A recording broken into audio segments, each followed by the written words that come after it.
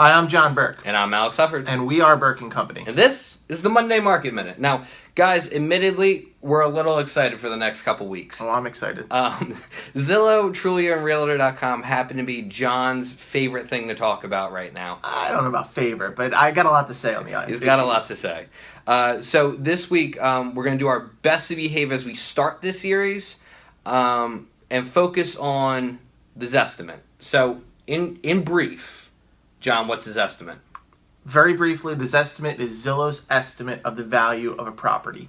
And Zillow conducts these estimates for listed properties, as well as for properties that aren't listed. So you could go in there and you could see what Zillow thinks the estimate for your property would be. You could go and see what Zillow thinks the estimate for your neighbor's properties are. So any property out there that Zillow has access to, that Zillow knows exists, they will put together an estimate of it, and they call it the Zestimate.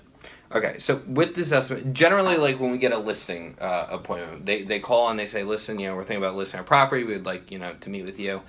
We do a little research on the property, and at least for myself, and I know for you as well, the primary block I'm looking at is recently sold property in the area. In the case of Sea Isle, it's in the market here in Sea Isle, and then offshore, it's very much in that area.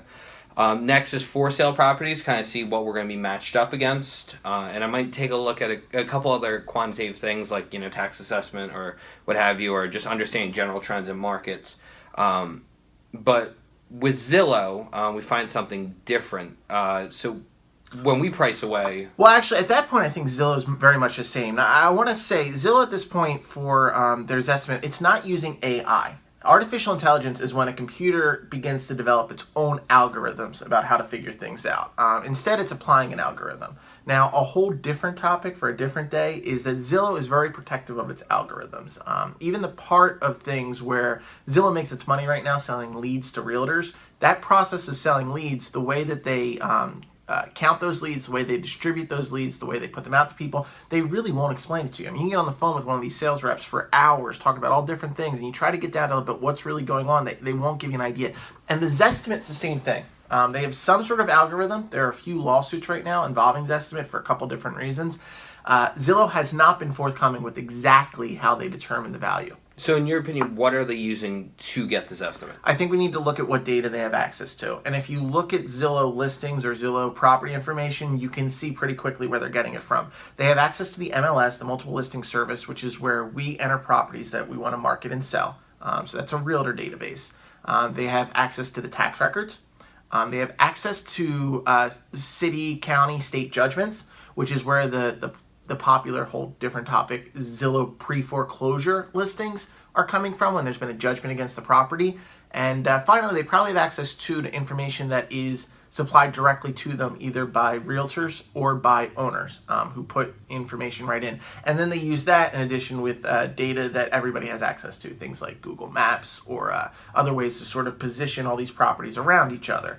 So at this point, the things that you just discussed, I think Zillow has a pretty good read on those. They understand two of the three factors that help us develop property values pretty well. One is size. By size, I mean square footage as well as the number of bedrooms and baths. And the other one is location. Those are two pretty important things. The third factor, though, which is an extremely important factor in developing the value of a property, is condition. And at this point, condition is something that Zillow just it can't get to. There's no way for it to get to it. And also with that, like I previously said in a separate conversation, to put it in brief, like not all 2,000 square feet are created equal. Things like open floor plan very important these days. Can't be quantified to 2,000 square feet. I mean, things can't be quantified. When I walk in and there's sun coming through the windows, I mean, that can't be quantified. When I say condition, I mean, you can know the age of the house, but you don't know the renovations that have been made inside the house. You don't know just how marketable a house is. Like, how's it been maintained? What feeling am I getting when I walk in there? Does it smell like cats and dogs? Like, these are all the things that when I walk in, when you've walked into a lot of properties with a lot of people, you begin to understand how people experience properties when they walk into it. And Zillow obviously is missing that component right now. And there's a good indication that Zillow is aware that it's missing that component.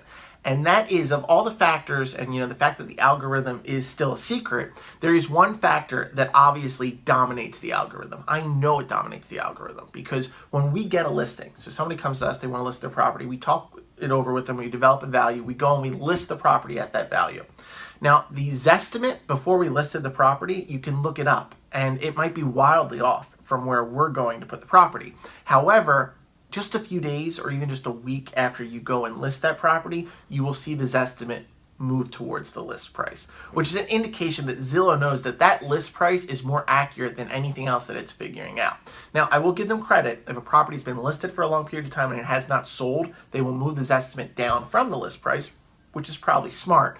But Zillow itself knows that nothing is more accurate than the opinion that qualified realtors are coming up with on the value of the property. And the fact that in their algorithm, that list price dominates more than anything else is the perfect indication of that. So to kind of just give you a living example on this before we wrap up this episode, I think close to home is my mom's property. Okay. She had bought it a few years back, and you walked inside and there are holes in the walls and the condition was just terrible. But the Zestimate was, I mean, $100,000 higher than what it was. And the other day she was like, well, I was looking, my own mother, I was looking on Zillow, and Zillow said that my property is worth, it kind of made me laugh. Well, and I let me interrupt there, because I think that's one of the things with the Zestimate. There's this psychological thing that has occurred to us because computers have gotten so good at things, because the internet has become such a wealth of information that if we see it online, it's somehow more real than if somebody tells it to. So that's the perfect example of your mother looking on Zillow, trying to figure out what the value of her property is, instead of asking you what the value of her property is, and then seeing that number, and somehow that number begins to take on meaning to people. Yeah, and that touches a point, because then Zillow, like you talked about, is looking at when she bought it, and then she dumped a lot of money into it. It's using the tax records or the sold information in the MLS. It looks fantastic now. It doesn't remotely look like the same house that it did before. Everyone that knew it before and after, like, wow, it's amazing we did the property. But it's undervalued because it's basing on what she bought the property at, against kind of like the market. And it's like this living, example of what's going on with the Zestimate right now, that nothing can literally replace, a realtor being like, well, with the market, I think your number is this. I do have to give a shout out to your mom. Your house has such amazing curb appeal. That house is when she's ready to sell that, it's going to be easy for us, isn't it? Absolutely. So that was kind of the first installment of this Zillow episode. I want to thank you guys for tuning in. Next week, I want to tackle something you brought up in here, which is the complicated relationship between realtors and Zillow, and the different moving parts of that. Yeah, and I think in doing that, we're going to tear down the curtain for people to see a lot of the things that are going on in the industry side of things, on the business side of things, on real estate. And that doesn't necessarily affect people. It's not something I don't like talking about, my problems to clients. I'm there to serve their problems, to serve their interests. That's one of the things I fundamentally believe about business. But at the same time, too, I think people are sometimes blind to what's going on, and it makes them less trustful. They don't feel as comfortable as if they had some idea. So I think in delving into that right now, because it's something that is affecting the industry, will also be helping people see a little bit of what goes on behind the scenes, and hopefully make them more comfortable that, like I said, that we have a basic fundamental business philosophy that says, let's listen to people, let's understand what they're trying to do, and then let's use our experience and our work to help them do that. So we're going to be tearing down the curtain, I think, by tackling that topic. All right, so thank you guys for watching, and we ask you to tune in next week. So I'm John Burke. I'm Alex Huffard. We are Burke Company. We will see you next week.